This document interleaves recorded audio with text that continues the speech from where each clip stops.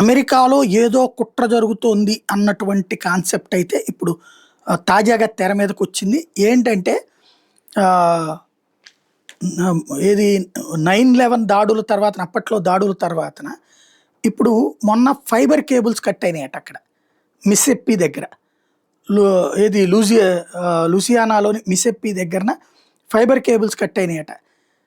అలాగే డల్లాస్‌లో కూడా fibre cables cut అయినాయట.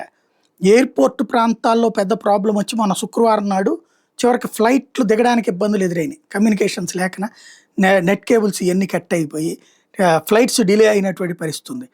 అదే సందర్భంలో China, Qatar, Russia, Iran, Islamic terrorist గ్రూపులు, ఆర్టిఫిషియల్ ఆల్ ఖైదా లాంటి వాళ్ళు వీళ్ళెవరన్నా చేస్తున్నారా అంటూ అక్కడ పబ్లిక్ క్వెషన్ చేస్తున్నారు ట్రంప్ ప్రభుత్వాన్ని, లేదా అక్కడ ఉన్నటువంటి రాష్ట్రాల ప్రభుత్వాన్ని.